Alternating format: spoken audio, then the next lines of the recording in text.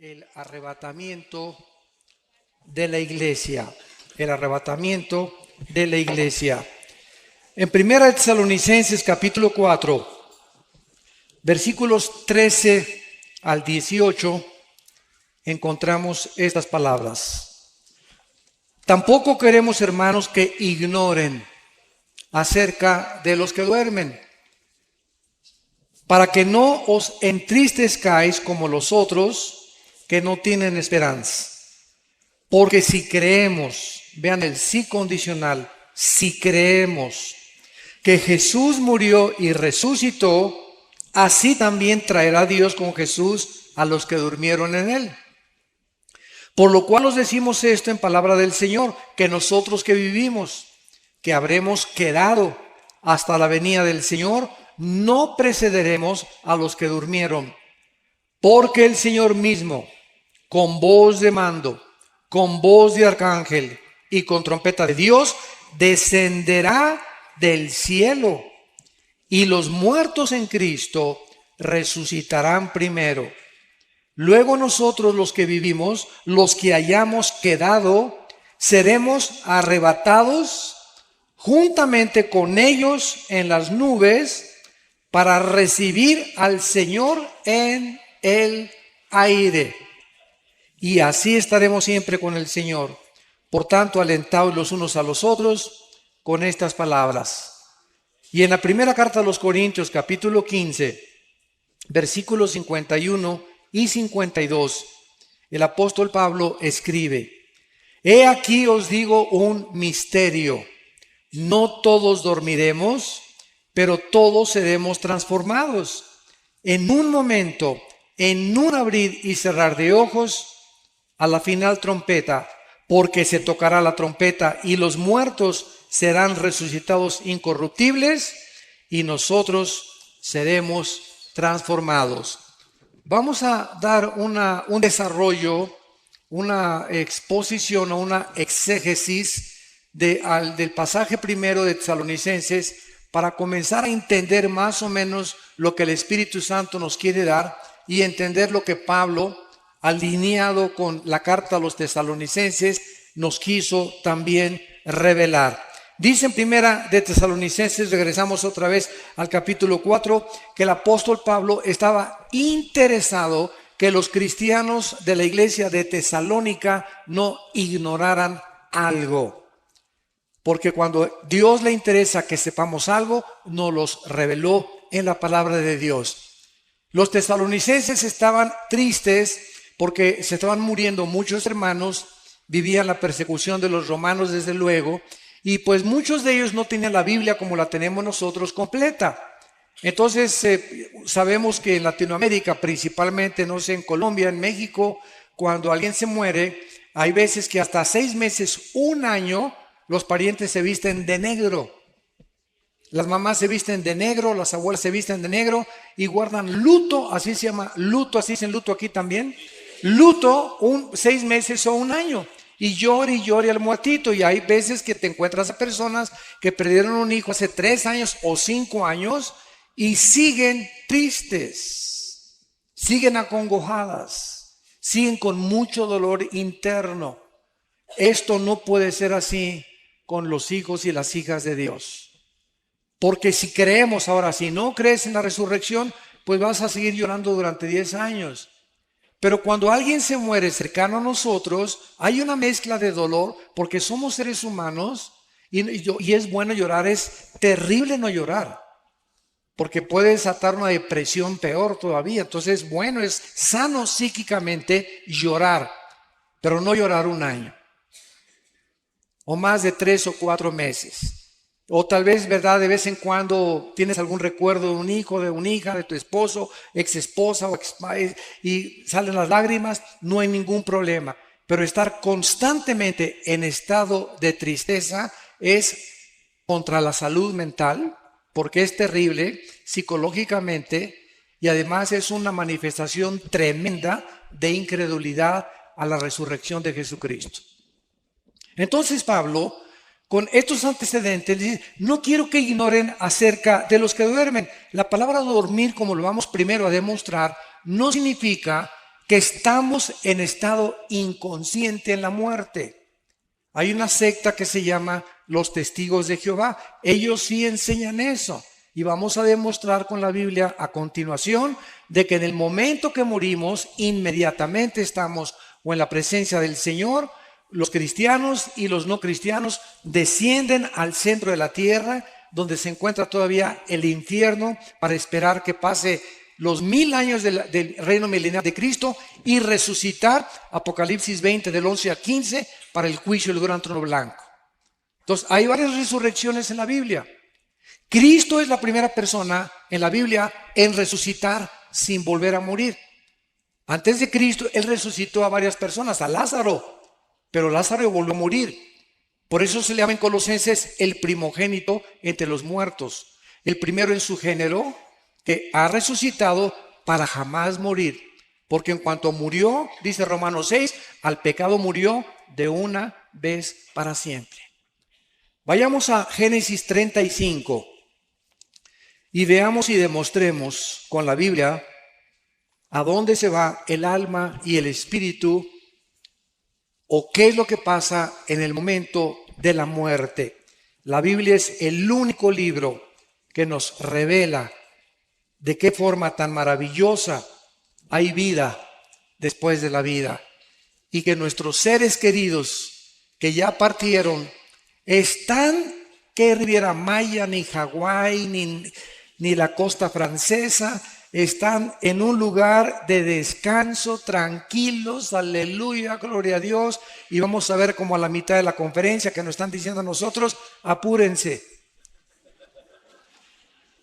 Y nosotros aquí, alguien se muere en la ambulancia, hacemos lo imposible, y abren la paso a la ambulancia y el muertito, y con los electroshocks, para levántese, ¿verdad? Para hacerlo morir, porque queremos que siga sufriendo con nosotros. Esa es que decimos en México, esa es la neta. Es la realidad. Si supiésemos que el morir es ganancia y que el morir es el final de la vida terrestre, pero que después de la muerte, para eso Cristo vino al mundo, para vencer la muerte y decirnos, yo soy la resurrección y la vida. Juan 11, 25 y 26. Y si ustedes creen en mí, ustedes van a volver a resucitar igual que yo lo hice. Si Cristo no hubiera resucitado, no hubiera cristianismo. Porque la base del cristianismo no son dogmas, no son leyes, no son rituales, no son ceremonias. El cristianismo permanece en pie o se cae con la resurrección de Cristo. Es la base, la piedra angular del cristianismo, que su fundador volvió a vivir de entre los muertos. En Génesis 35, versículo 18, dice, y aconteció que al salírsele el alma. En la traducción la nueva versión internacional que le dije que es una de las peores, dice el suspiro. Imagínense nada más. Digo, por favor, esta palabra alma, en el original hebreo, es la palabra nepesh. Apúntala, como suena nepesh, con SH. Se pronuncia nepej. Al morir, algo se sale que etimológicamente esta palabra no se puede traducir suspiro o lo dejó. Hay otras traducciones que he leído que dice, y al morir lo dejó. ¿Que lo dejó qué cosa? Gasparín, el fantasma, que se fue de nosotros, ¿verdad? Y por eso es tan importante establecer el origen etimológico de las raíces hebreas y griegas para un estudio mucho más profundo de lo que Dios nos quiere decir. Ahora vamos a compararlo con el versículo 29. Y exhaló Isaac el espíritu y murió. Aquí se usa otra palabra hebrea, que se escribe ruach, con R de Raúl, A-C-H, se pronuncia ruach. Por ejemplo, cuando hablamos del Espíritu Santo, el Espíritu Santo es ruach, el kadosh. El Espíritu Santo, kadosh es santo en el hebreo, y en el hebreo es otra, en el griego es otra palabra. Entonces vemos que la Biblia nos muestra que si se usaron dos palabras diferentes, nepesh y ruach, para describir dos elementos que tanto Hebreos 4:12 y 1 Tesalonicenses 5:23 dicen que cuando muramos el espíritu, alma y cuerpo, sean guardados irreprensibles. El Nuevo Testamento, Hebreos 4:12, la palabra de Dios es eficaz que separa el alma y el espíritu. Entonces, hay dos cosas completamente diferentes dentro de ti y dentro de mí. Dos elementos de los cuales estamos formados. Concluimos que somos un espíritu, tenemos un alma y vivimos dentro de un envase, dentro de un casco, dentro de un cuerpo corruptible que día a día está muriendo celularmente. Pero dentro de nosotros, el valor de lo que está dentro de nosotros, dice en 1 Corintios, tenemos este tesoro en vasos de barro. ¿Cuál es el tesoro? El espíritu que mora dentro de nosotros. Y al morir, se sale dentro de nosotros el alma y se sale el espíritu. Ya vimos que el cuerpo lo pueden cremar o lo pueden enterrar o lo pueden hacer, acabas en la panza de un tiburón, en un avionazo o no sé cómo vayas a morir, un accidente en la carretera. Tenemos de cualquier forma que nos pintemos al otro lado. El cuerpo que Cristo resucite no va a ser tu cuerpo, va a ser un cuerpo completamente nuevo. No va a ser una renovación, va a ser una nueva creación completamente. No va a usar nada de nuestro cuerpo Cristo con la nueva formación que vamos a tener, como lo vamos a ver más adelante. Ahora, ¿qué es el alma? ¿Qué es el nepesh? El alma es el asiento de las emociones, de los sentimientos, del intelecto y de la voluntad. Y hay dos palabras que se usan como sinónimos en el Antiguo Testamento, que es alma y corazón. Cuando dice la Biblia, sobre todas las cosas guarda tu corazón, es el alma.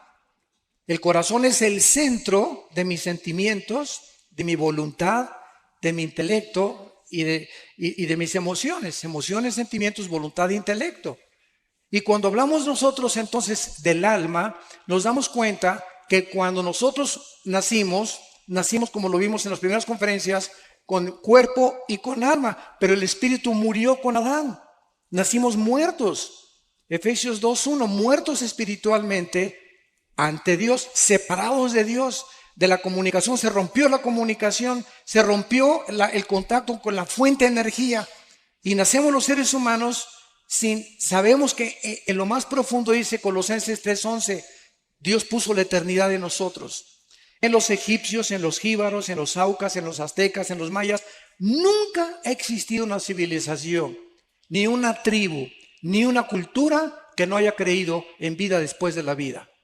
Los egipcios enterraban a sus muertos con comida, con sus armas. Algo les decía que las iban a necesitar. Los hindúes, los griegos, los babilonios, los egipcios, los sumerios, los asirios, los egipcios, todas las culturas a través de toda la historia siempre han tratado de invocar algo, inventar algo, y como no saben, agarran un tronco, fabrican un dios y se hincan ante la obra de sus manos. O agarran un yeso y fabrican con la piedra un ídolo y se hincan ante el ídolo.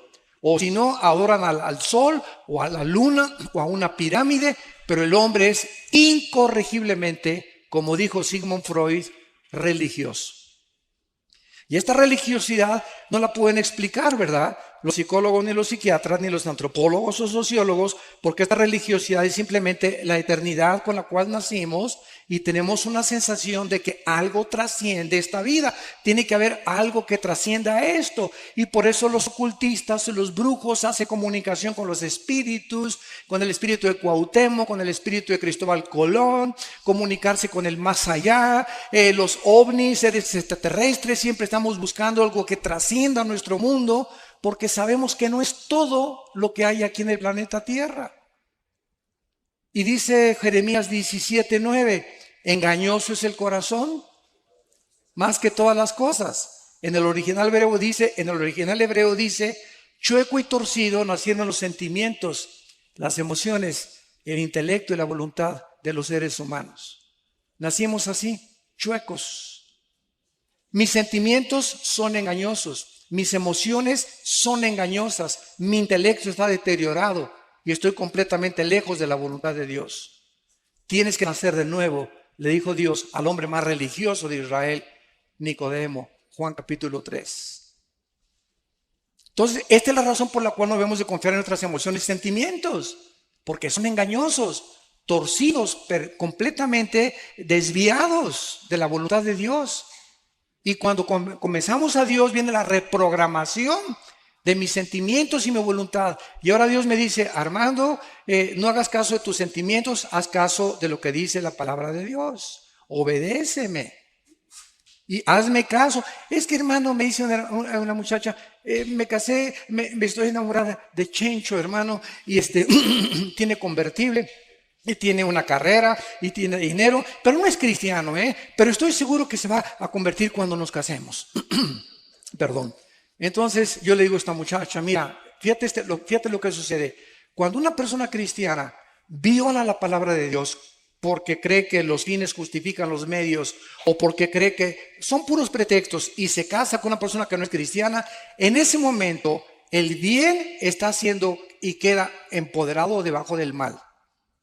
Porque cuando el bien se pone bajo el mal aprisiona al bien. Y pierdes la brújula del Señor, y tú acabas convirtiéndote en la religión de tu esposo. O acabas siguiendo las cosas de tu esposo. ¿Por qué? Porque desobedeciste a Dios. Y Dios no puede ser burlado. Cuando tú haces un negocio y haces socio del 50% de tus acciones a una persona que no es cristiana, estás violando 2 Corintios capítulo 6. No os unáis en yugo desigual con los incrédulos. ¿Qué comunión tiene la luz con las tinieblas? Y cuando me uno a las tinieblas, el mal derrota al bien. El bien solamente puede derrotar al mal mientras permanece de lejos. Alguien me ha dicho: ¿y por qué Cristo se juntaba con los pecadores? Pero se juntaba para hablarles de Cristo, por favor, para hablarles de la salvación, para llamarlos al arrepentimiento, no para echarse unas chelas con ellos, ni para brindar con tequila de México, ¿verdad? Entonces es muy diferente. Entonces, si tú tienes un amigo que es no cristiano y es tu mejor amigo, tu mejor amiga, te va a acabar jalando y te va a acabar influenciando, porque dice en Jeremías que ellos se conviertan a ti y no tú a ellos. Entonces, si tienes una persona que no es cristiana, es para estar hablando de Cristo y traerla a Cristo. Y si ella te rechaza y te dice: no, ¿sabes una cosa? No vuelvas a salir con esa persona, porque salgo contigo para hablarte del Señor y para tratar de hacerme tu amigo, para ganarte para el reino de Dios. Pero si hay un rechazo continuo a esa persona que tú consideras tu mejor amigo hacia las cosas de Dios, ten mucho cuidado, porque Dios te puede abandonar. En el sentido no de que pierdas la salvación, sino que pierdas el poder para atraer a esa persona, y esa persona te va a jalar al pecado, tarde o temprano. ¿Qué es el espíritu? El espíritu es la parte inmaterial del ser humano, apúntala, a través de la cual conocemos, adoramos y servimos a Dios. Juan 4:24, porque Dios es espíritu. Entonces, a Dios se le tiene que conocer solo a través del Espíritu Santo. Si ninguna persona en esta mañana o en esta tarde no tiene al Espíritu Santo, aunque te pongas en flor de loto, meditación trascendental, budismo zen, y te vayas a un parque, te concentres, etcétera, etcétera, te estás comunicando con espíritus malignos que te van a engañar. Cristo dijo en Mateo 11:25-27, nadie conoce al Padre sino el Hijo, y aquel a quien el Hijo lo quiera revelar. ¿Quieres conocer a Dios? Nadie puede conocer a Dios sin antes conocer a Cristo, porque es Cristo el que nos da a conocer al Padre. Es imposible conocer a Dios sin Cristo primero, porque Cristo lo vino a revelar, y Él es el que nos lleva al conocimiento del Altísimo y del Señor de los cielos y de la tierra. Muy bien, una vez que vemos esto, nos damos cuenta, ¿verdad?, que entonces se sale al morir el alma y el espíritu. Ahora vayamos a Apocalipsis, capítulo 6, y veamos dónde están los que salieron de sus cuerpos, si están dormidos o roncando. Nada de eso. Apocalipsis 6, versículo 9 al versículo 11. Cuando abrió el quinto sello,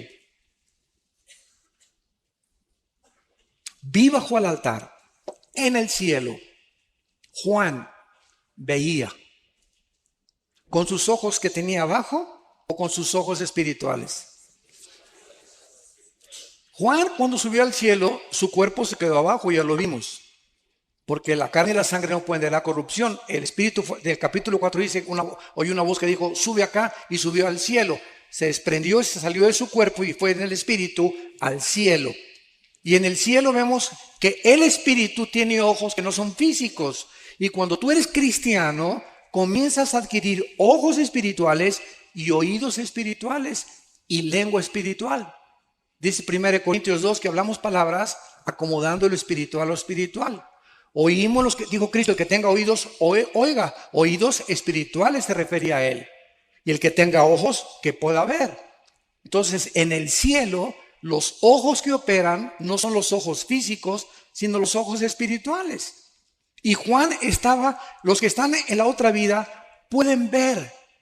¿Y qué cosa fue lo que vio Juan? Las almas bajo el altar de los que habían muerto como mártires. Tal vez fueron los que mató el anticristo. Y Juan los estaba viendo. Y no se puede ver algo que es incorpóreo, inodoro e incoloro. No son como otra vez como Gasparín el fantasma.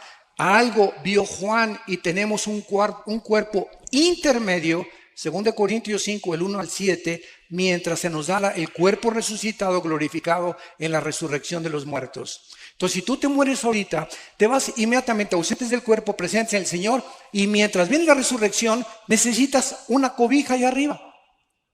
Necesitamos una manta, necesitamos algo, porque el alma y el espíritu siempre están vestidos por toda la eternidad.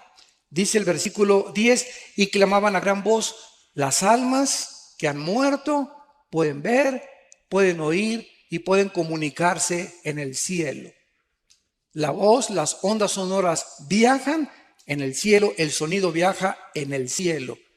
Y estaban hablando y estaban cerca de Dios. Y Juan estaba oyendo y estaba viendo. El espíritu de Juan en el cielo no eran ni sus ojos ni sus oídos, eran ojos y oídos espirituales. ¿Y qué es lo que oía Juan? Que el Espíritu Santo nos reveló.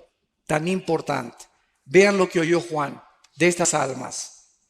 ¿Hasta cuándo, Señor Santo y verdadero, no juzgas y vengas nuestra sangre en los que moran en la tierra?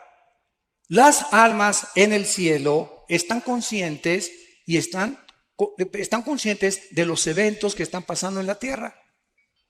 Nos ven, se asoman y saben lo que está pasando.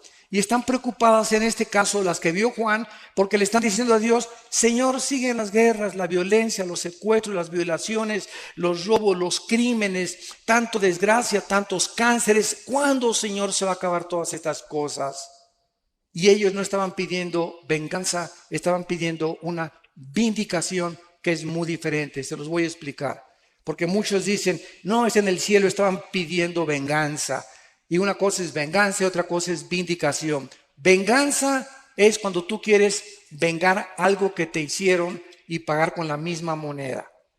Y vindicación es establecer la justicia. Les voy a dar el ejemplo. Un juez, si tú eres abogado lo vas a entender con más claridad. Un juez, cuando condena a un reo, el reo no le puede decir, usted me está echando 50 años de edad porque se están vengando de mí. Por el amor de Dios, ¿verdad? El castigo que se te va a aplicar, pitirijas, tijas, cuijas, no es venganza, se está vindicando la justicia. Porque la justicia exige que se cumplan con 50 años de prisión los crímenes que tú hiciste. Yo no tengo nada contra ti, yo soy el juez, simplemente estoy aplicando la justicia. Esa es la vindicación. Cuando haces tú algo malo, cuando te hacen algo malo y tú no te vengas, Dios te vindica como vindicó a José con sus hermanos. Lo quisieron matar, lo vendieron a los mercaderes de Egipto y cuando él no guardó rencor ni amargura contra ellos, Dios vindicó a José. Y llegaron sus hermanos a hincarse delante de él, a reconocerlo que realmente José tenía un corazón santo y puro delante de Dios. Dios nos vindica tarde o temprano si nosotros seguimos el bien. Entonces, estas almas en el cielo estaban pidiéndole a Dios que por favor se apure. ¿Y ustedes tienen el mismo clamor? Yo por lo menos una vez a la semana, de veras le digo a Dios, cada vez que veo todo lo que está pasando en el Medio Oriente, el degollamiento de las personas, la decapitación, los crímenes, Mi esposa está en un ministerio que es de tráfico humano y mi esposa está involucrada en un ministerio que se llama Tamari, que protege a las mujeres que sufren violencia. Porque mi esposa fue abusada antes de casarse, ¿verdad? Y ella conoce lo que es eso y ella tiene esa carga de defender a las mujeres que sufren violencia intrafamiliar.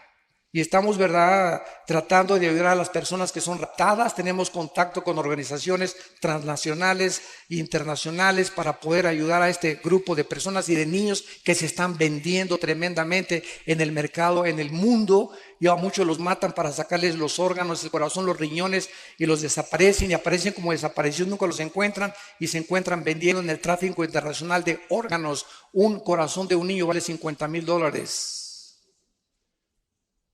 Un corazón de una persona de menos de 25 años de edad adulta vale $150,000.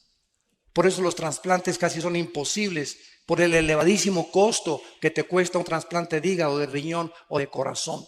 Y todo esto es en el mercado que se mueve alrededor del mundo. Entonces, a veces clamamos mi esposo y yo en la semana: Señor, ¿hasta cuándo? De veras llega un momento, ¿verdad? Ya, Señor Jesús, ya ven. Please, ya ven por nosotros. Ya acaba con todo esto. ¿Cuándo va a estar? El hecho de que Dios no haga nada ahorita no significa que no lo va a hacer. La Biblia nos revela que Dios tiene tiempo para vindicar a sus santos, para vengar la sangre que fue derramada desde Abel. Y el hecho que no lo haga ahorita es como un señor que me dijo un día: oiga, ¿Dios es todopoderoso? Claro que sí, amén, amén. Y si Dios es todopoderoso, ¿por qué no termina con el diablo de una vez? Y le contesté: ¿por qué comenzaría con usted? Así que dele gracias. Porque si Dios acabara con el mal, no tendría usted la oportunidad de arrepentirse. Pero Dios es lento en la misericordia y no quiere que ninguno se pierda. Y es por eso que ha extendido su paciencia. Porque aunque haya mucho mal, hay muchas almas que tienen que ser salvadas. Pero cuando se cumple el número, como dice aquí, versículo 11, se les dieron vestiduras blancas y se les dijo que descansaran un poco de tiempo hasta que se completara el número de sus consiervos y sus hermanos que habían de ser muertos como ellos. Entonces quisiéramos que Dios ya hiciera justicia, pero se nos olvida que a lo mejor tu abuelita sería el infierno, o tus hijos, si ahorita hiciera justicia, ellos irían al infierno. Y en la misericordia de Dios nos está dejando a nosotros, la iglesia, antes de que nos saque de este mundo el arrebatamiento, para que ganemos las almas. Los edificios, las esculturas, las pinturas, los títulos, 5 doctorados que tuviste, 5 licenciaturas, todo absolutamente el planeta Tierra será reducido a cenizas. Todo absolutamente, menos las almas. Es lo único que tiene valor en el mundo, las almas, por las cuales el Hijo de Dios dio su vida en una cruz. Y se nos manda a nosotros tener el corazón de Cristo y la mente de Cristo para vivir con compasión por las almas. Y que cada semana, yo no quiero que levante nadie la mano, desde que te convertiste, ¿a cuántas personas les has hablado de Cristo? Desde que te convertiste puedes llegar al cielo y decir: esa alma, yo me convertí por esa persona. ¿Habrá almas en el cielo que reconozcan que tú fuiste el instrumento de Dios para que ellos estuvieran arriba? ¿O te dijiste cristiano y llegabas a la iglesia y calentabas el asiento de tu iglesia y aleluya y gloria a Dios, etcétera, etcétera, y nunca hablaste de Cristo a nadie? Nunca te preocupaste por traer a nadie a Cristo. Nunca al mesero, al elevadorista, al lechero, a la humosa, a donde quiera que tú vas, podemos tener la oportunidad de hablar del Señor. Porque somos testigos y para eso el Espíritu Santo vino a nuestra vida. Bueno, regresamos ahora a 1 Corintios, capítulo 15.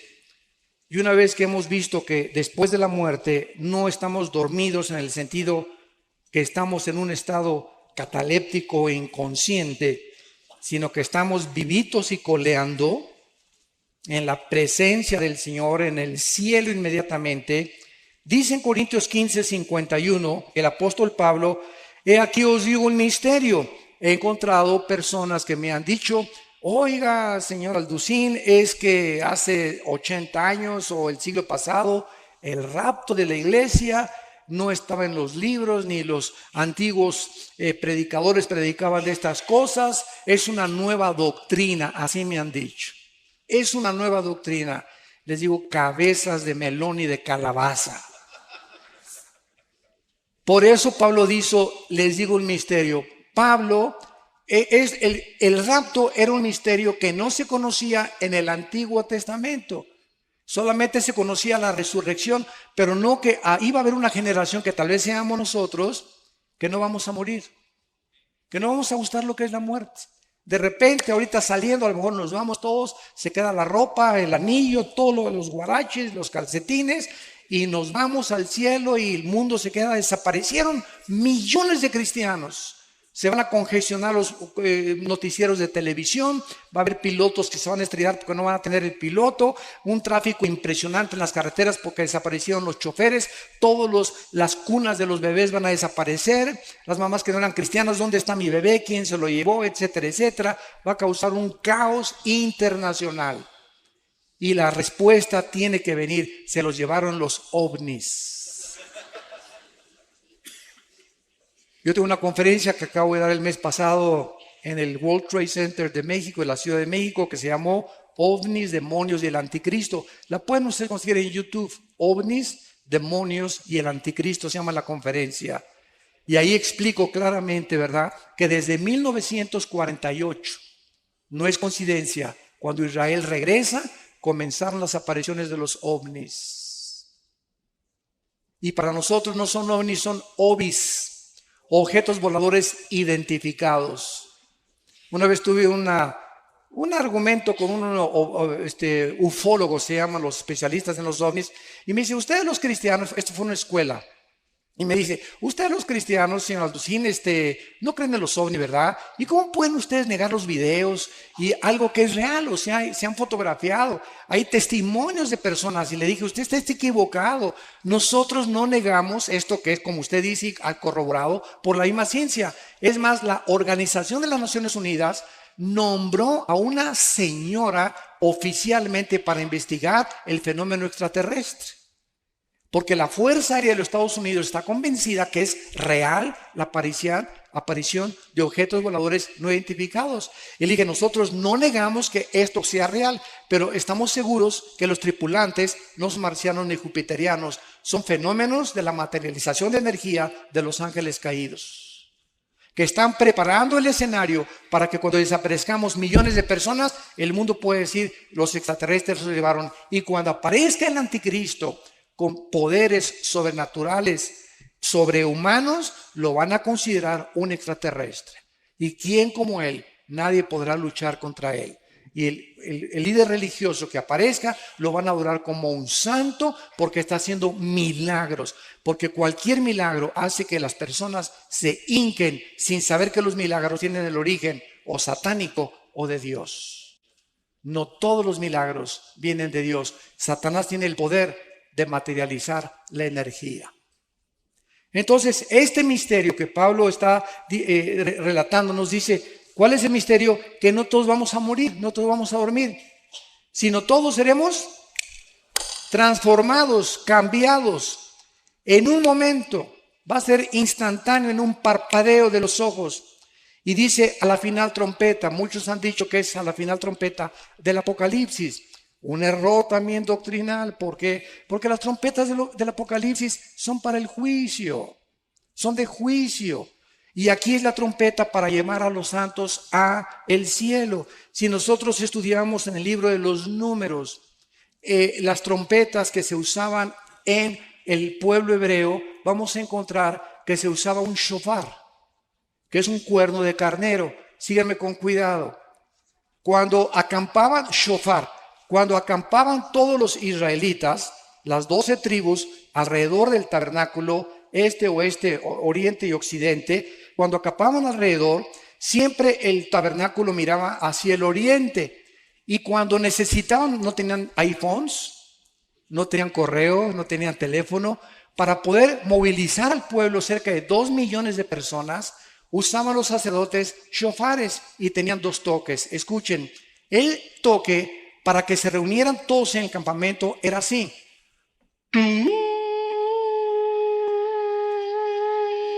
Seguido, sin parar. Y cuando era una emergencia, córranle, empaquen las cosas porque nos vamos, porque el enemigo nos ataca. Era...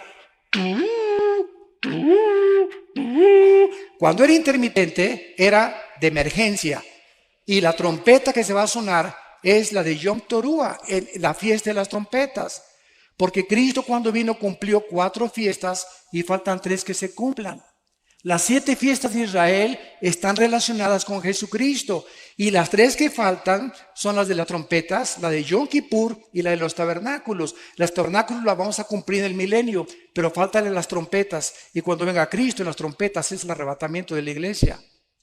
Y las 3 fiestas que faltan caían en el mes de Tishri, que es el mes de septiembre. Tal vez por eso fue el ataque a las Torres Gemelas el 11 de septiembre. Los acontecimientos que han conmocionado al mundo han sido en septiembre. Ahorita se esperan las lunas de sangre en septiembre, etcétera, etcétera. Yo no estoy diciendo, no digan, el hermano dijo que en septiembre nos vamos. Tengan cuidado lo que oyen. Yo no estoy diciendo eso. Estoy diciendo que coincidieron las fiestas y que la final trompeta que se está estableciendo aquí Pablo se está refiriendo es la última trompeta de la fiesta de las trompetas. No puede ser la última trompeta Apocalipsis porque esas son para juicio y estas son para...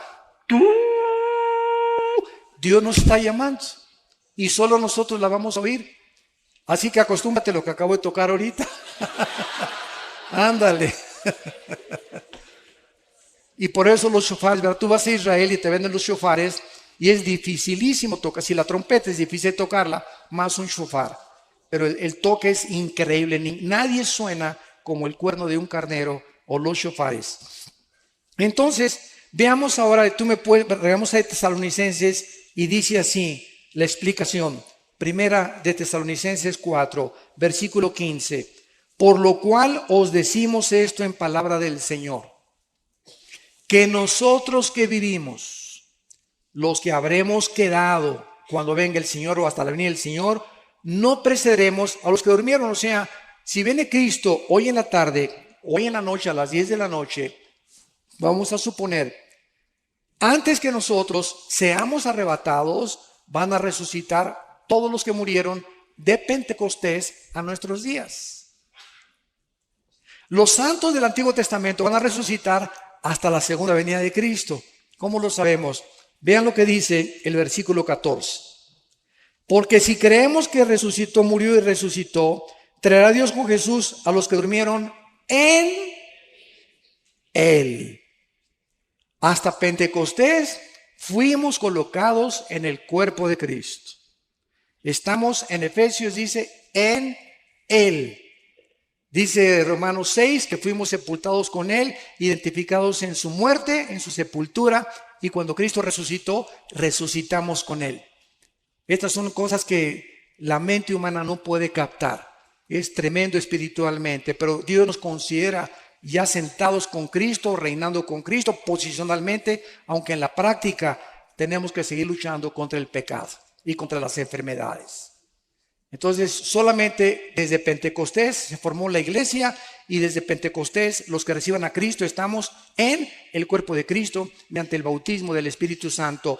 Los otros cristianos o fieles que murieron antes de Pentecostés van a resucitar hasta la segunda venida de Cristo. Daniel 12, versículo 2.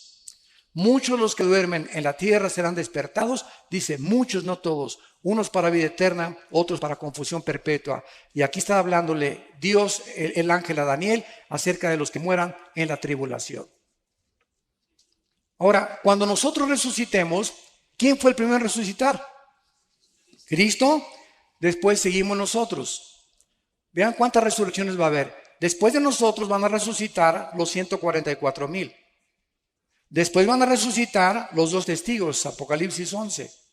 Después van a resucitar los santos del Antiguo Testamento, llevan 5 resurrecciones. Y después van a resucitar al final del milenio los que entraron sin cuerpos al reino milenial, cuando Cristo venga y no estaban glorificados, y van a tener que resucitar para vivir en la eternidad y en la nueva Jerusalén con Él.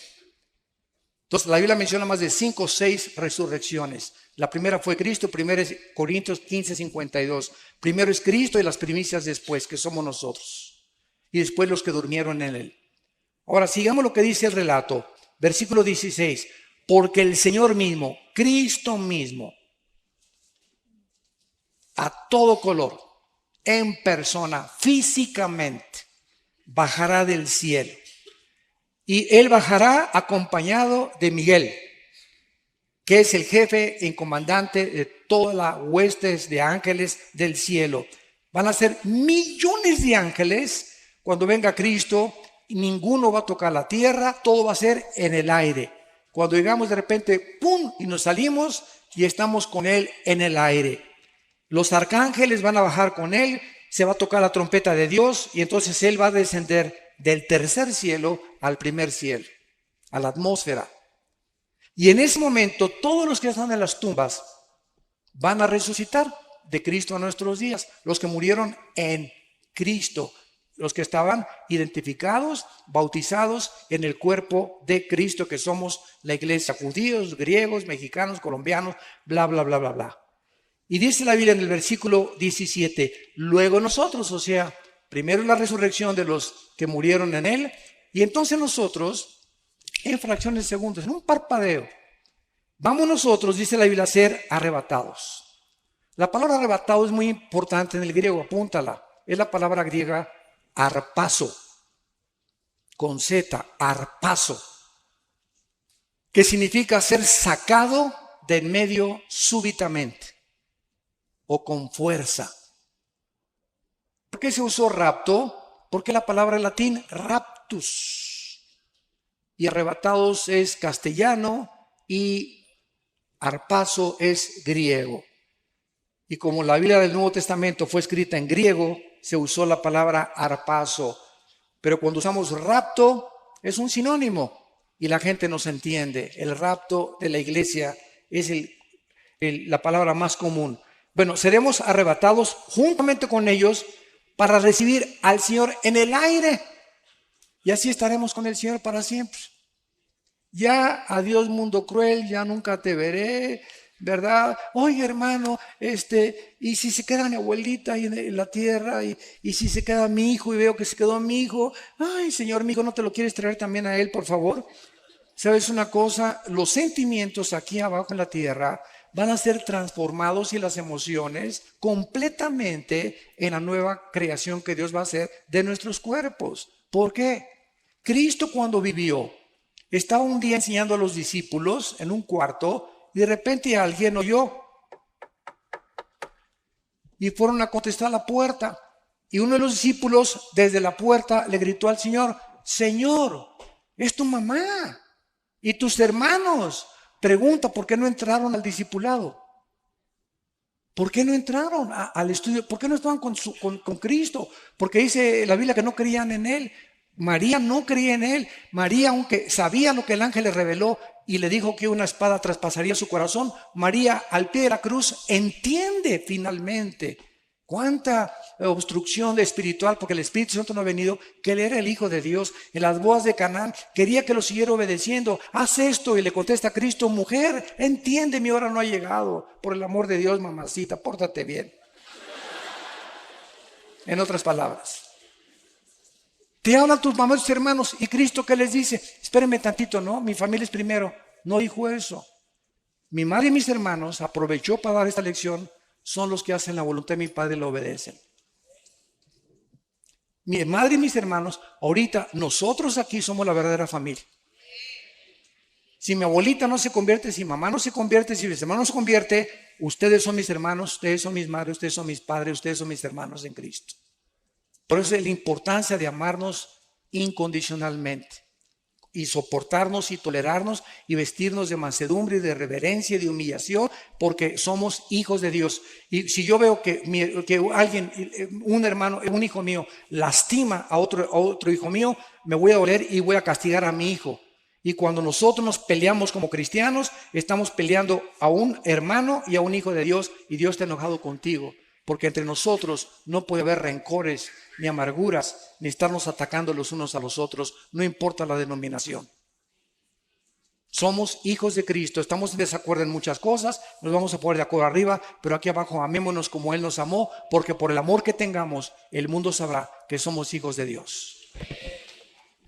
Ahora bien, en el momento en que resucitemos, la pregunta finalmente es, ¿cómo será nuestro cuerpo? ¿Me parecería a John Travolta? ¿O a Tom Cruise? ¿O a Brad Pitt? ¿O a Madonna? ¿O a fulano de tal? Qué interesante es, vamos a Filipenses, vean todo lo que la Biblia nos revela, pero tú viendo telenovelas, Dios mío santo. Dice Filipenses capítulo 3, versículo 20 y 21. Mas nuestra ciudadanía está en los cielos, de donde también esperamos. Esta es la vida del cristiano, estamos en una continua esperanza de que venga. Estamos esperando al Salvador, al Señor Jesucristo, el cual transformará, o sea, cambiará completamente nuestro cuerpo de la humillación nuestra para que sea semejante, igual al cuerpo que cuando Cristo resucitó tenía después de haber muerto en la tumba en Jerusalén. Para que nuestro cuerpo sea igual al cuerpo, con la semejanza, con las características que el cuerpo de Cristo tenía. Ahora viene la otra pregunta para terminar. ¿Cómo era el cuerpo de Cristo y qué características tenía? Número 1. Cuando Juan se acercó a la cruz, vio una gota de sangre mezclada con agua que salía del costado de Cristo. Porque los soldados romanos, sobre todo los centuriones, que eran los jefes de los soldados, tenían la obligación de jamás bajar a nadie de ahí cuando tuvieran el 100% de seguridad que había muerto. Porque ahí de ellos, si bajaba alguien todavía estaba coleando, ¿verdad? Tenían que asegurarse que estaba completamente muerto. Entonces el centurión, como no le golpearon las piernas a Cristo, ni le rompieron las piernas, que era la costumbre de los crucificados, les rompían los meniscos de las piernas para que se colgara el cuerpo y murieran. Si no habían muerto, se morían de asfixia. Ya no podían, el cuerpo ya no podía hacer esto y se morían sin aire, se asfixiaban. Pero a Cristo no le rompieron las piernas. Fue el único crucificado que no le rompió las piernas porque se profetizó que no romperían ningún hueso. Entonces el centurión agarra la lanza y le atraviesa del lado izquierdo al lado derecho a Jesucristo, lo atraviesa de lado a lado, traspasando el pericardio, que es la capa que envuelve al corazón.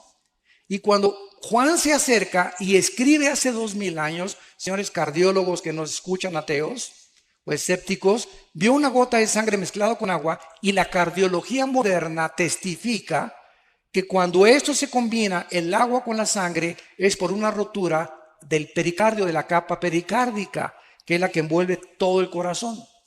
Esto nos explica, esto es impresionante, el Salmo 22. Porque el Salmo 22 es un salmo que escribió David 1000 años antes de la crucifixión. Comienza, Dios mío, ¿por qué me desampararon? Y explica lo que Cristo estaba experimentando en la cruz. 1000 años antes de que Él fuera crucificado. Y pone, clavaron mis manos y mis pies, sobre mi ropa jugaron suertes. Y entonces dice el Salmo, mi corazón fue como la cera derritiéndose en medio de mis entrañas. Pregunta, ¿de qué clínicamente, cómo podemos decir que ocasionó la muerte de Cristo? ¿No murió de asfixia? No murió de desangramiento, porque cuando ya salió la sangre mezclada con agua, ya no tenía una sola gota de sangre en su cuerpo. El corazón fue como cera. Lo que ocasionó la muerte de Cristo fue que el corazón le explotó de dolor.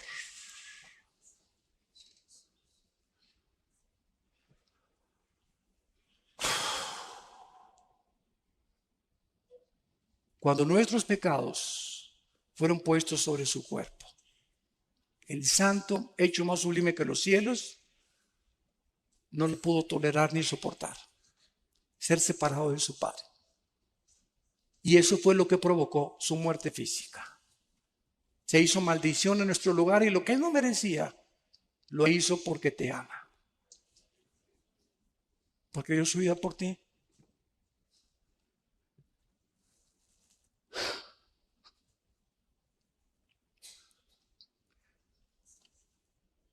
En segundo lugar, vamos a Lucas capítulo 24 y veamos otra característica de Jesús cuando resucitó.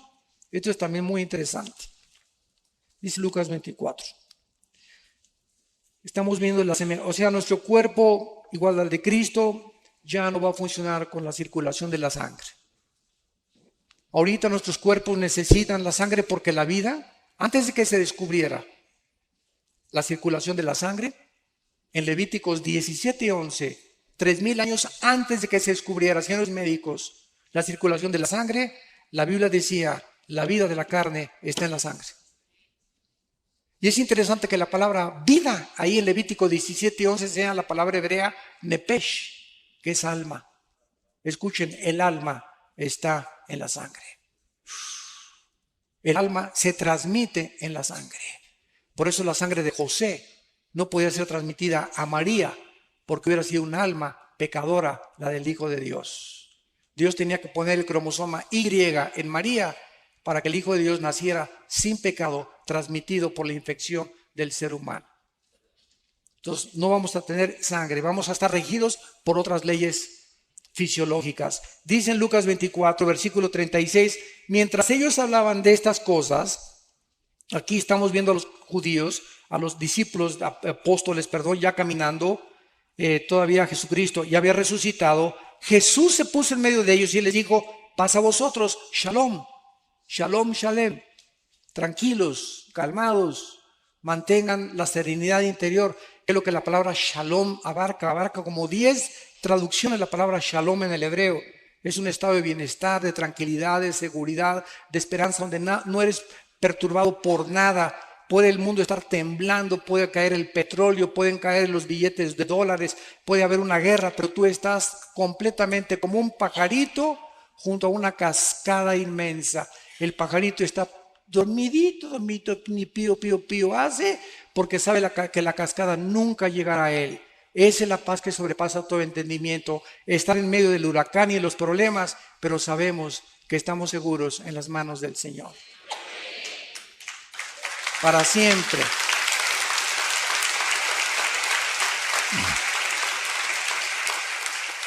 Entonces, espantados y atemorizados, pensaban que veían espíritus. Pero Él les dijo, ¿por qué están turbados y vienen a vuestro corazón estos pensamientos? Miren mis manos y mis pies, y yo mismo soy. Palpen y vean, porque un espíritu no tiene carne ni huesos, como veis que yo tengo. Y diciendo esto, les mostró las manos y los pies. Y como todavía ellos de gozo no lo creían y estaban maravillados, les dijo, ¿tienen por ahí algún guisado colombiano? La Biblia menciona casi siempre los pescados y la miel como los alimentos, el mejor alimento que puede el ser humano tener, el pescado y la miel. Y está demostrado con el tiempo, ¿verdad? Que la miel la puedes tener, nunca se echa a perder la miel. Es impenetrable por ninguna bacteria ni por ningún microbio. Bueno, haciendo a un lado esto, vemos que el cuerpo de Cristo no tenía sangre. Al mismo tiempo, el cuerpo de Cristo era un cuerpo que se materializaba y se desmaterializaba a voluntad. Podía atravesar las paredes y podía ser tocado, y tocaban algo sólido los discípulos. Y en tercer lugar, nuestros cuerpos nuevos vamos a seguir comiendo. Adán, antes de pecar, comía. Entonces, y dice en Apocalipsis 22 que habrá el árbol de la vida en la Nueva Jerusalén. ¿Por qué? ¿No se han preguntado esto? El árbol de la vida aparece en Génesis 2 y en Apocalipsis 22. Nada más, el árbol de la vida. Antes del pecado, participaban del árbol de la vida.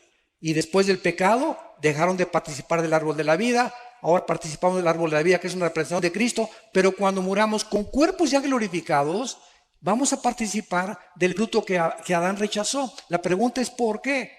Porque Dios nos muestra que aún resucitados y eternos con Él, jamás seremos dioses. Siempre dependeremos de Él. Ningún ser humano será autónomo jamás en toda la eternidad y ni jamás tendremos la deidad. Porque Dios es el único que existe con el Padre y el Espíritu Santo.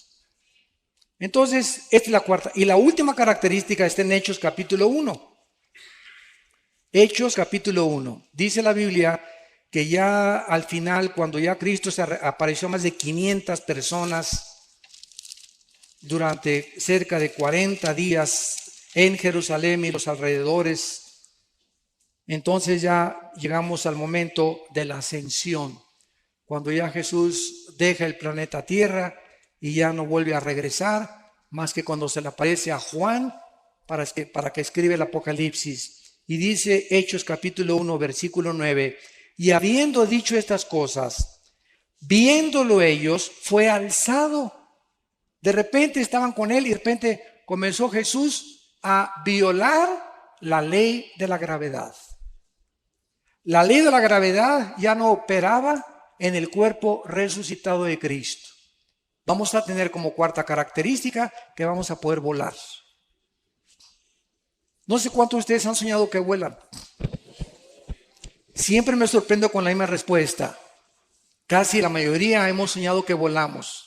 Yo tengo como 3 o 4 meses que ya no sueño que vuelo. Pero por lo menos 2 o 3 años, así de repente sueño no con la capa roja, ¿verdad? Ni con la S aquí, ni con la camiseta azul, sino que de repente así y me dirijo y bajo, etcétera, etcétera, y me transporto. Esto es interesante porque nunca se habían preguntado ustedes que si Cristo cuando regrese va a morar en Jerusalén y el planeta Tierra ya no va a haber mar, el mar va a desaparecer y el planeta Tierra va a seguir teniendo naciones, como dice Apocalipsis 21 y 22, ¿cómo entonces nos vamos a ir si México no es México, va a tener otro nombre? Los que estemos aquí en este lado occidental, ¿cómo iremos al oriente una vez al año? Si no va a haber aviones, no va a haber motores de gasolina, no va a haber absolutamente nada, vamos a regresar a la agricultura, vamos a regresar completamente, pero ¿cómo vamos a ir de año en año? Caminando nos tardaría quién sabe cuántos años en llegar a Jerusalén, pues vamos a ir volando. De repente atravesamos, ¿verdad? Todos cientos de millas o de kilómetros y estamos en Jerusalén y regresamos a casa otra vez. ¡Qué bendición tan grande! ¿Y tú que querías ser Superman? Bueno, damos gracias por la palabra de Dios. Han sido ustedes un público admirable. De veras, como esponjas han recibido la palabra. Gracias por sus vidas.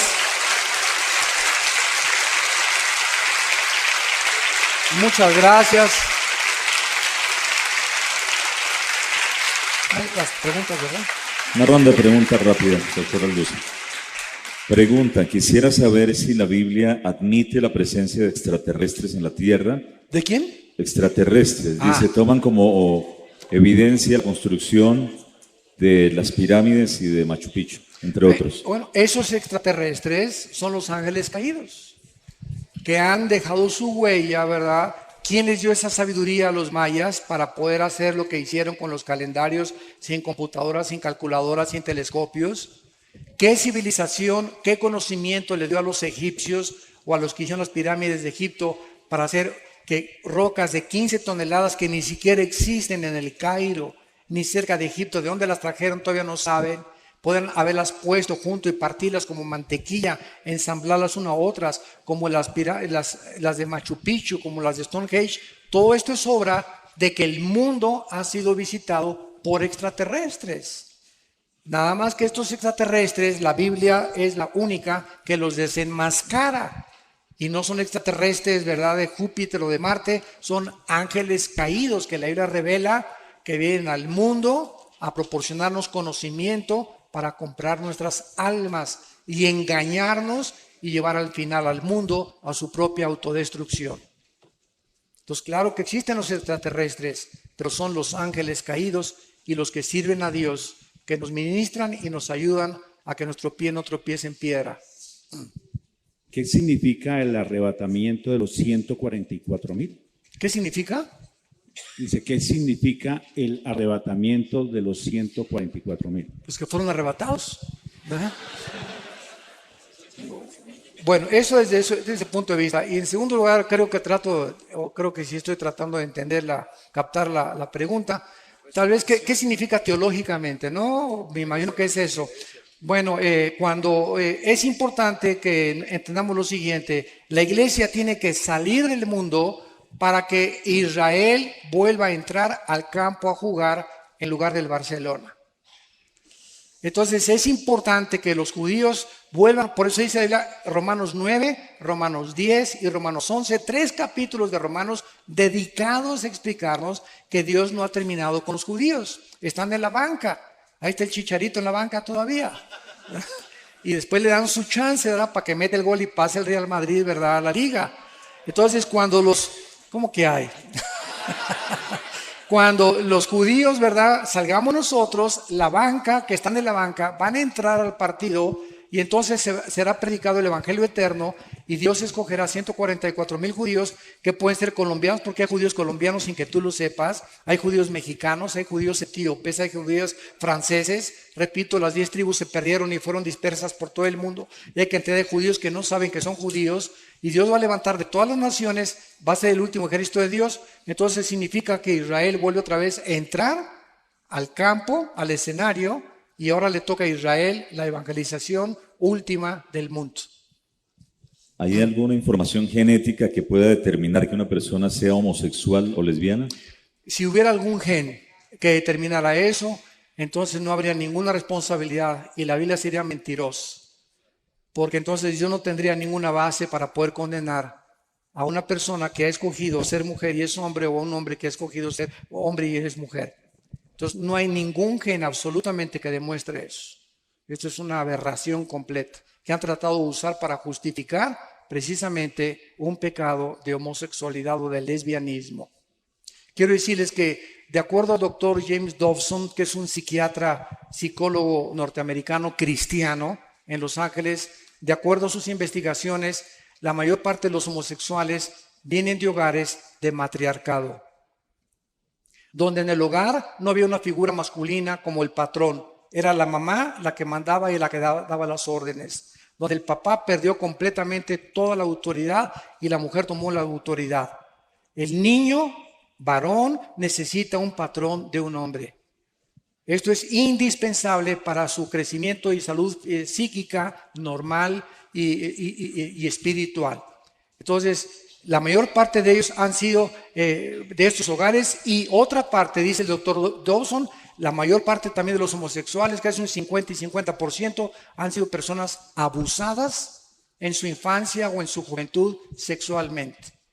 Hay muchachas que desgraciadamente tienen una experiencia sexual antes de casarse a los 14, 15 y 6 años de edad y fue horrible esa experiencia y entonces agarran un odio inconsciente contra los varones y en ese momento Satanás te manda a una señora, véngase para acá mi nena, aquí te cuido yo, etcétera, etcétera, y sin que se den cuenta comienzan a desarrollar un amor hacia las mujeres y un odio hacia los varones. Y cuando se dan cuenta ya cayeron en la trampa de Satanás y no son lesbianas porque hayan nacido, sino porque están lastimadas emocional y psíquicamente. Lo mismo con los varones. Muchachos, que mi esposo y yo a todos los homosexuales y que los que tenemos en la iglesia, porque tenemos muchos y los aceptamos, pero les decimos los aceptamos porque la iglesia es un hospital, pero ustedes tienen que cambiar su conducta y echarle ganas y discipularse y confesar su pecado, y si a los 6 meses o un año no han cambiado, no los mandamos a un campamento de jóvenes, ni que enseñen la escuela dominical, ¿verdad? Tampoco. Tienen que pasar 4 o 5 años, ¿verdad? Para que podamos realmente ver que hay fruto. Decía David Wilkerson, un grande hombre de Dios que fundó los Teen Challenge, el desafío de la juventud, los centros de rehabilitación más grandes cristianos del mundo. Él el pastor en Times Square de la iglesia pentecostal Asambleas de Dios. Y decía David Wilkerson que de todas las personas que ha conocido, heroinómanos, cocainómanos, marihuanos, etcétera, etcétera, el homosexual es la persona más difícil de rehabilitar, pasando los 25 años de edad. Antes de los 25 no están tan lastimados y hay mucha oportunidad de salvarlos, pero ya a los 30, 40, si siguen practicando eso, es 10 veces más difícil. Doctor Alducin, ¿es bíblico la doctrina de cubrir los objetos y personas con la sangre de Cristo? No. Ejemplo, yo cubro con la sangre de Cristo mi casa. ¿En qué Biblia está eso? Ni en los mormones está eso tampoco, ¿verdad? Yo creo que ni en el Corán está eso. Esas son costumbres y tradiciones que hemos inventado. ¿Qué es la sangre? ¿Qué es la sangre? La sangre es la vida. Cuando Jesús derrama su sangre, ¿qué derramó? Su vida, porque la vida está en la sangre. Entonces, cuando tenemos a Cristo entre nosotros, ¿a quién tenemos? La vida de Cristo. Y cuando decimos, la sangre de Cristo me cubre, ya estoy cubierto, porque lo tengo a Él dentro de mí. Entonces no necesito que te cubra la sangre de Cristo, porque no aparece, ya fuimos rociados con la sangre de Cristo, dice 1 Pedro, cuando recibimos a Cristo dentro de nosotros, y fue su sangre la que nos dio la vida, porque es la vida la que está en la sangre. Como tampoco ya hay que ungir mi coche cuando compro un carro o mi casa para que no entren los demonios, porque todas esas cosas pertenecieron al Antiguo Testamento. Ahora es la oración, tengo mi casa, mi coche, mi motocicleta. Padre, te encargo mi casa, reprendemos todo espíritu de aquí. Esta casa es usada para la gloria de Dios, mi carro es para la gloria de Dios. Guárdanos de choques y accidentes, pero estar ungiendo las cosas perteneció al Antiguo Testamento porque el aceite era un símbolo del Espíritu Santo. La única parte que se usa el aceite en el Nuevo Testamento es en Santiago 5, unjan a los enfermos y los líderes y la oración de fe salvará al enfermo. Pero estar ungiendo y bajo la sangre de Cristo, etcétera, etcétera, son frases que hemos acuñado, ¿verdad? Y queremos, yo entiendo lo que quieren decir, ¿verdad? Te cubro bajo la sangre de Cristo, o sea que estoy diciéndole a mi hijo, ¿verdad? Que el Señor te proteja, pero si mi hijo se porta mal, ni la sangre de Cristo lo va a cubrir. Entonces no es mágico esto. Casi es como el agua bendita. Si el alma está en la sangre, donar órganos y transfusiones de sangre es un error. No, absolutamente. Este es el error de los testigos de Jehová. Como ellos saben que la sangre, el alma está en la sangre, evitan las transfusiones y prefieren morir a que les transfundan sangre. Han sido demandados por la ley en Estados Unidos los testigos de Jehová por eso, porque cuando se necesita una transfusión de sangre no la hacen. Entonces es imposible que digamos, ¿verdad?, que va a ir el alma ahí transfundida, porque no es correcto eso.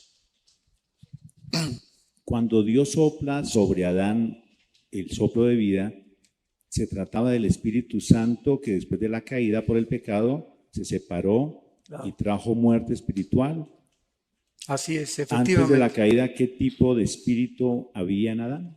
No, o sea, antes de la caída el ser humano fue habitado por Dios, el Espíritu Santo.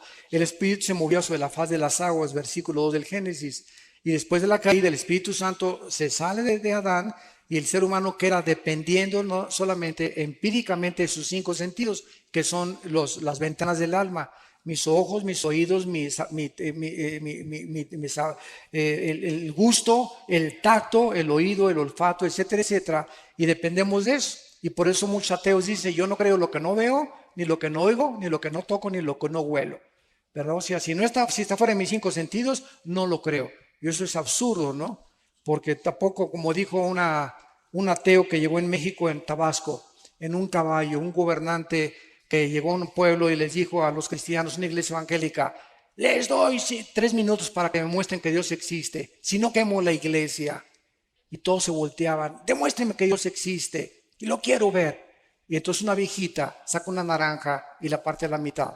Y le dice, oiga general, ¿ve usted esta naranja? Claro que la veo, vieja tonta, pues no estoy ciego.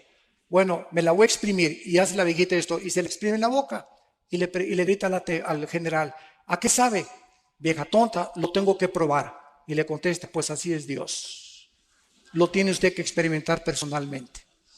Lo tiene usted que probar por usted mismo. Y no quemó la iglesia. Fue un general muy famoso que después se convirtió.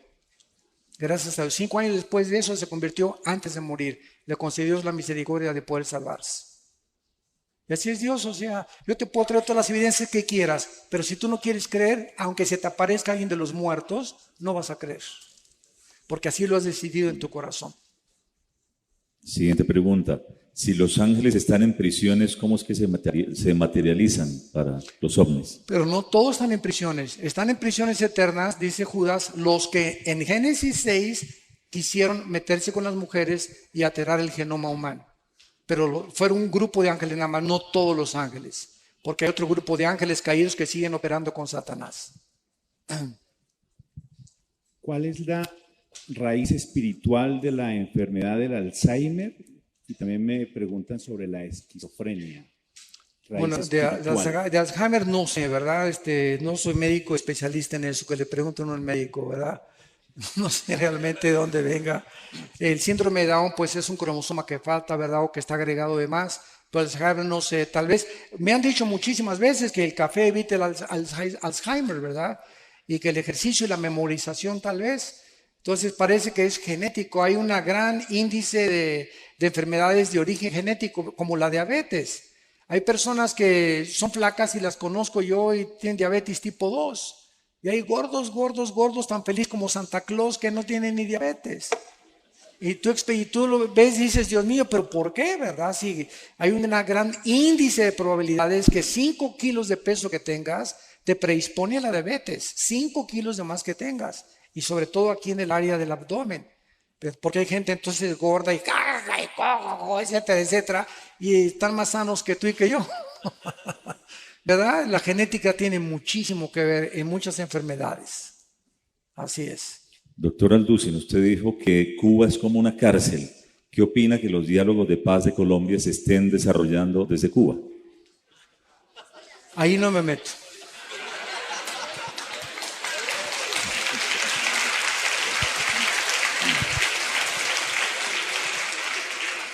No me meto porque estoy en un país que no es mi país, no sé las intenciones del gobierno actual colombiano y no puedo juzgar así porque no estoy muy inmiscuido ni profundizado en este problema político ni con las FARC tampoco. Entonces, disculpen, no puedo opinar en algo que no tengo la suficiente información, ¿verdad?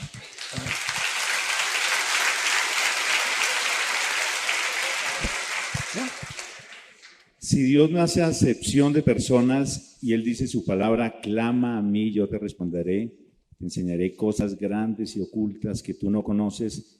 ¿Por qué Dios, así como hizo con Juan y Pablo, no puede mostrar a alguno de sus hijos el cielo o el infierno, doctor Alducin? Porque Dios no está interesado otra vez, ¿verdad? Dios no está interesado, dice ahí la que lo amamos sin conocerlo en 1 de Pedro. Entonces, el justo por la fe vivirá. No es por la vista, es por lo que oímos y lo oímos por la palabra de Dios. Entonces, si nosotros vemos, ya no es fe. Pero si creemos lo que no vemos, Romanos capítulo 4, entonces verdaderamente estamos justificando que somos hijos de Dios. Porque la fe es la certeza de lo que se espera. La fe está relacionada con el futuro, con algo que no veo. Pero estoy convencido, aunque no lo vea, que viene a mí. La convicción de lo que no se ve, la certeza de lo que se espera. Entonces, si no están estos factores involucrados, no es fe.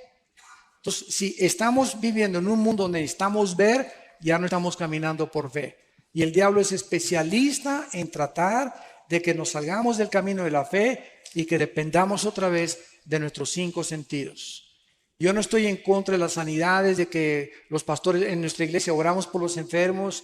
Mi hermano y yo hemos liberado, como ustedes no se imaginan, a personas endemoniadas casi en último grado. Hemos oído a los demonios cómo nos han hablado y nos han maldecido, etcétera, etcétera. Es un mundo que es real, que si ustedes lo vieron y son ateos o agnósticos, se dan cuenta que esto no es una paranoia ni un enfermo psiquiátrico, son entes trabajando dentro de seres humanos y de animales, y oramos por los enfermos también, pero sabemos que dentro de la soberanía de Dios, a Él le agrada sanar a unos y a otros dejarlos enfermos. Cristo nos sanó siempre a todos. En la piscina de Bethesda, ¿verdad? Sacó a uno y todos los demás siguieron ahí enfermos. Entonces, es la soberanía de Dios. Dios sigue sanando y Dios sigue haciendo milagros, pero no estamos buscando eso de Dios, sino que Él obre soberanamente y que sane al que Él quiera. Pero siempre tenemos que orar por los enfermos, donde quiera que tengamos la oportunidad, oremos por ellos, porque Dios los puede sanar y Dios sigue haciendo milagros, pero ya no depende de nosotros. Depende de su soberanía, ¿verdad? ¿Qué opina de la Iglesia Ministerial de Jesucristo Internacional que da profecía colectiva masiva? ¿Cuál es esa? ¿La de José Luis Ramírez? ¿Que él dice que es Dios? ¿O cuál es esa? No sé cuál es. Mira, no, eso es un movimiento político. Dice que dan profecía colectiva y generalizada. ¿Pero es evangélica o dentro de qué está clasificada? Cristiana. Si es cristiana no me meto, no quiero criticar a nadie. ¿verdad? No sé nada, no estoy informado, no sé por qué oran, por qué no oran, qué profecías dan, etcétera, etcétera. Lo único que sabemos es que si alguien está profetizando lo que va a suceder, no es un profeta de Dios. Porque el profeta ya no es el que anuncia cosas futuras, sino el que habla para edificación, exhortación y consolación. 1 Corintios 14:2. Muy bien. Hay otra pregunta. Cuando se nombró al actual o se eligió al actual Papa, cayó un rayo en el Vaticano. ¿Esto fue alguna señal? Esa es de Darío. Yo le dije a mi esposa, esto no es una coincidencia, que haya exactamente caído en la cúpula de San Pedro, el momento en que esta persona estaba ahí, ¿verdad?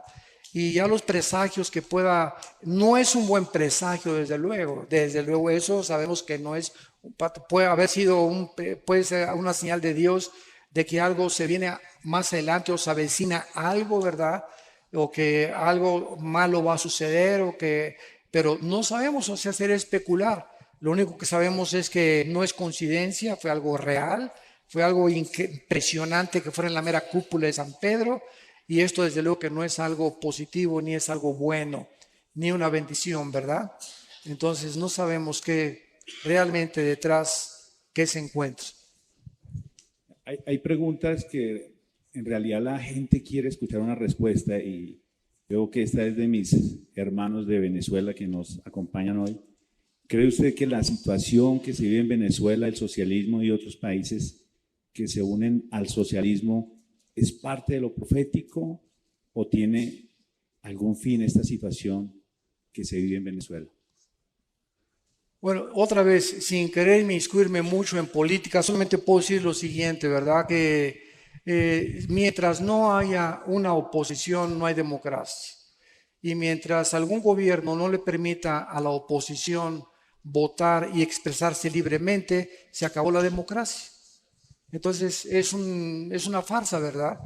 Y si algún gobierno está profesando una cierta democracia y con los hechos y las acciones demuestra lo contrario, pues está demostrando completamente, ¿verdad?, que están engañados a sí mismos y que han adoptado otra clase, como tú lo acabas de decir, ya no es democracia, es un socialismo que tiene una tendencia tremenda hacia el comunismo, hacia la izquierda, hacia un gobierno totalitario y dictatorial. Doctor Alducin, ¿cómo se puede explicar la charla que tuvo Saúl con Samuel por medio de una divina? Muchos han dicho que esto no pudo haber sido una realidad porque no hay comunicación con los muertos. Sin embargo, aquí no hubo ninguna comunicación con los muertos. Cuando Saúl fue a conseguir a la bruja de Endor para tener contacto con Saúl,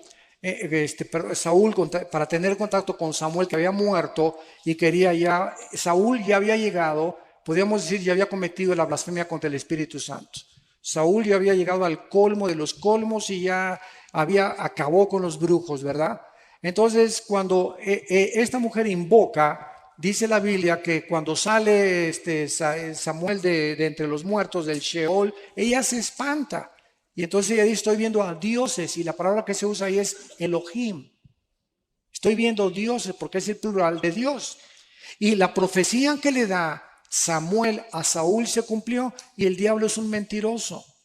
Entonces, todo lo que le dijo Samuel se cumplió al pie de la tus hijos van a morir, tú vas a morir, etcétera, etcétera, y le dio la última advertencia de Dios. Entonces yo pienso que en la soberanía de Dios las excepciones no rompen las reglas y Dios lo permitió en su soberanía para poder castigar finalmente a Saúl eternamente con sus hijos, menos Jonatán, ¿verdad? Porque Jonatán fue salvado. ¿Qué papel cumple el Vaticano en las profecías bíblicas? Uy, muchísimas. Ya nos da tiempo, ¿verdad? Pues lo único que sabemos, ¿verdad? Que con todo respeto, ¿verdad? Yo sé que hay muchos católicos que ya están aceptando a Cristo.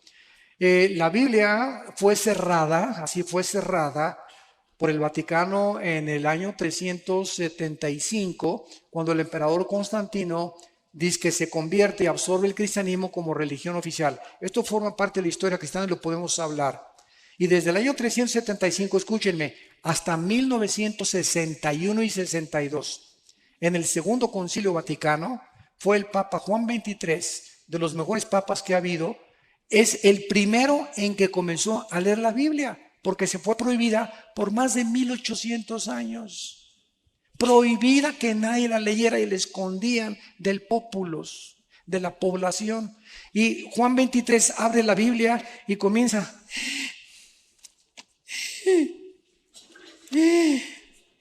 Dios mío, ¿verdad? ¿Cuántas cosas? ¿Y qué hace Juan 23? Comienza a ser iluminado en la soberanía de Dios, y Juan 23 comienza a quitar las imágenes, manda a quitar el latín de las misas y comienza a permitir que el pueblo lea la Biblia sin el imprimatur ni la autorización de un cardenal o de un obispo. Y desde la década de los 60 a nuestros días hay millones de católicos que, leyendo la Biblia, han recibido a Cristo como su Salvador. Y nos los vamos a encontrar en el cielo. Y hay muchos evangélicos que no nos los vamos a encontrar en el cielo. Aunque se llamaran evangélicos, van a estar en el infierno calientito, ¿verdad? Porque estamos llenos de personas en las iglesias evangélicas, y no por ser evangélico eres cristiano. O porque tu papá es monja, tu tía es monja, o porque tu papá es pastor, o porque tu tía es el cardenal de no sé dónde. Tienes que nacer de nuevo. Entonces, mientras tú no tengas una experiencia personal con el Hijo de Dios, tú no puedes estar seguro de tu salvación. Entonces, Dios es soberano. Ahora, claro que un católico que se convierte a Cristo tiene al Espíritu Santo y no tarda en salirse, porque Dios no nos llamó a la idolatría. Y Roma es contraria a la salvación. El mensaje que predica Roma no es el mensaje de la salvación por la gracia, es la gracia más los sacramentos, la gracia más las buenas obras. Y Roma se sigue considerando la madre de la iglesia, y fuera de Roma no hay salvación. Así que bueno, ¿verdad? Hay muchas profecías acerca del Vaticano y de la corrupción que han hecho con la palabra de Dios. Pero gracias a Dios por todos. Yo me encuentro con padres, que no les digo padres, les digo compadres, ¿verdad? En lugar de padres, sí, me siento más libre de decirles así: oye, compadre, no soy padre, no eres compadre, ven para acá, compadre. Y compartirles la palabra de Dios, ¿verdad? Una vez estuve en Guatemala, me llevaron a un convento, les cuento esto rápido, es muy bueno esto, porque me llevaron a un convento de monjitas, unos pastores, y era una madre linda, la madre superiora. Y entonces les dije, ¿qué hacen aquí encerradas, hermanas? Y se voltearon, ¿cómo que qué hacen aquí encerradas? Le digo, sí, ¿qué hacen encerradas? ¿No leen la Biblia? Sí, claro que sí, pastor. Pues dice Mateo 28, 19, 20, vayan y prediquen el Evangelio. ¿Qué hacen aquí encerradas? El diablo las ha engañado, que se queden encerradas, y si siguen encerradas, ¿cómo van a salvar las almas? Y se volteaban a ver, unas otras comenzaron a persinarse, a sacar sus estampitas. Y entonces la madre superiora me llamó a su oficina y me dijo: oiga, pastor, quiero hablar con usted. Oré con ella y recibió a Cristo. Dice, nunca lo habíamos considerado. Le dije, es la trampa más grande de los monasterios y los conventos. Dios no quiere que nos encerremos. Si nos encerramos, ¿cómo vamos a ganar las almas? Él dijo, vayan y prediquen el Evangelio a toda criatura. Y el diablo los encierra para contradecir las órdenes de Jesucristo. Y eso fue lo que les movió el tapete para poder entender que estaban engañadas. Yo no sé cuántas dos más últimas se han cometido, preguntas, ¿verdad? doctor Alducin. Sí. Dice, ya las dos últimas, terminamos. Luego de la resurrección nos encontraremos con nuestra familia. ¿La reconoceremos? ¿Que si vamos a reconocer? No, que si nos encontraremos en el cielo con las familias y si las podremos reconocer. Bueno, cuando Cristo llama en Mateo 17 a Juan, Santiago y Jacobo para que se transfigurara enfrente de ellos, apareció junto a Cristo Elías y Moisés. ¿Se acuerdan de este pasaje? Y los apóstoles pues no había más Polaroid, no había fotografía, nadie había retratos de Elías ni de Moisés. Sin embargo, los apóstoles los reconocieron, Moisés y Elías. Y estaban los dos hablando con Jesucristo. Y estaban tan emocionados, ¿verdad?, que ya Pedro quería hacer un tabernáculo para quedarse a dormir ahí. Y pues ya quedarse ahí, ¿verdad? Entonces nosotros vemos que la pregunta es ¿cómo los pudieron reconocer no habiendo ningún registro de Moisés ni de Elías físicamente? Y la respuesta es que el conocimiento espiritual se llama intuitivo. Entonces, por ejemplo, cuando Pedro en el capítulo 5 de los Hechos llega a Ananías y Zafira, pregunta, ¿quién le dijo a Pedro que habían robado a Dios? ¿Quién le dijo? Pedro no tenía cámaras fotográficas, ni inspectores, ni satélites para estar inspeccionando la casa de todos los cristianos.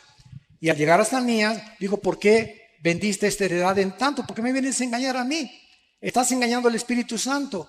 Y viene Zafira, la esposa, y caen muertos, y gran temor cubre a la iglesia. ¿Qué quiero decir yo? Que cuando vayamos al cielo, vamos a saber, ahí está Adán. Nunca, yo no sé ni cómo fue Adán, pero va a haber un conocimiento intuitivo, espiritual, que me va a decir, ahí ese es Pedro, ese es Adán, ahí está Moisés. Y ese conocimiento intuitivo lo estamos comenzando a experimentar ya aquí en esta tierra, como lo experimentó Pedro. Yo les digo una cosa muy sincera, sin ganas de gloriarme. Hay mucha gente a la que yo veo y siento en mi espíritu cómo son realmente en la realidad. Y siento, ¿verdad? Este es un hipócrita, lo que me está diciendo no es verdad, o esta persona oculta algo, o hay veces que veo personas con una mirada velada. O sea, yo le digo a mi esposa, ¿te acuerdas la pareja que conocimos hoy? Él oculta algo. Él no es como es, no es una persona sincera, tiene una vida doble. No sé qué sea, pero no es una persona transparente, porque la lámpara del cuerpo son los ojos. Es un conocimiento intuitivo que no se obtiene a través de leer ni de investigar, sino se siente en el espíritu. Y mientras más crecemos en el Señor, más sensibles nos volvemos al discernimiento de espíritus. Hermano pastor, ¿puede repetir el sonido de las trompetas? Se grabó, ¿eh? De cumpleaños. Por tu cumpleaños. No es broma, no es broma. Es muy bromista, y yo lo llamo y le digo apóstol y me dice ¿qué hubo, querubín? Apóstol de ¿Qué apóstoles. tanto? Exacto, que el tema de la apostolitis, así rápido. Yo no acabamos aquí ahorita con eso. No, un resumen. ¿Cuánto hay de tiempo? 2 minutos. ¿Sí?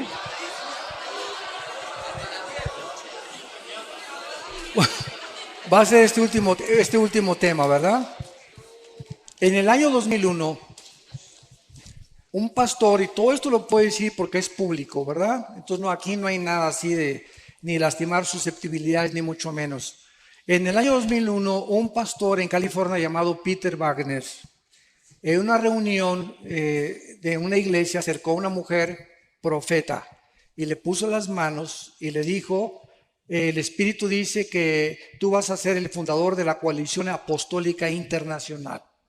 Entonces, este hombre, a las 2 semanas de que esta supuesta profetisa le haya dado este mensaje, comenzó a hacer inscripciones cobrando $250 para que se inscribieran todos los que querían ser profetas. Y se formó la Coalición Apostólica Internacional. Posteriormente, en una ciudad de Centroamérica, se juntaron en un estadio como 50 pastores para autonombrarse ellos quiénes eran los apóstoles verdaderamente.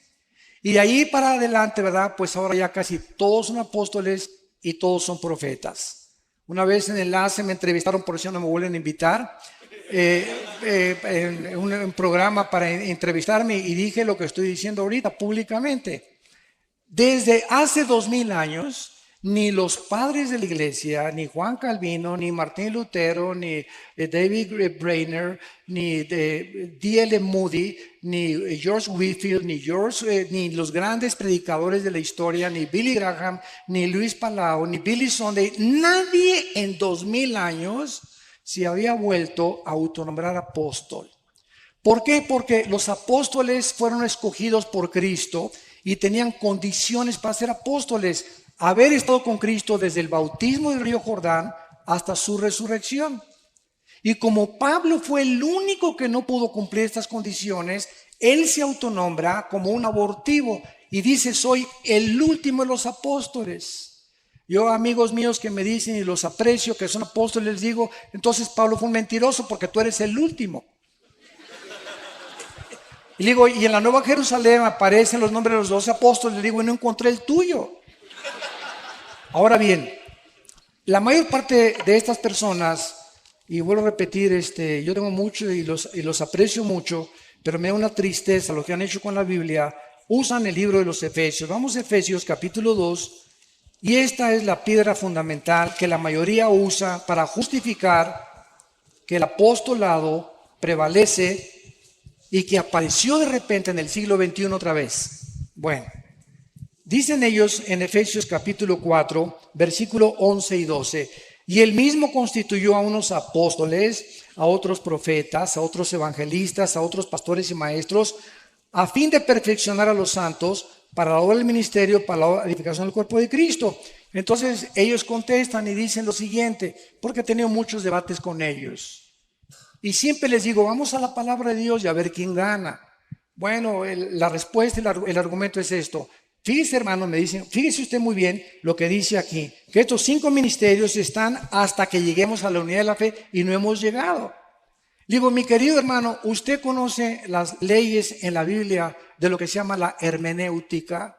La hermenéutica es una rama de la teología que nos enseña cómo interpretar correctamente la exégesis de la Biblia.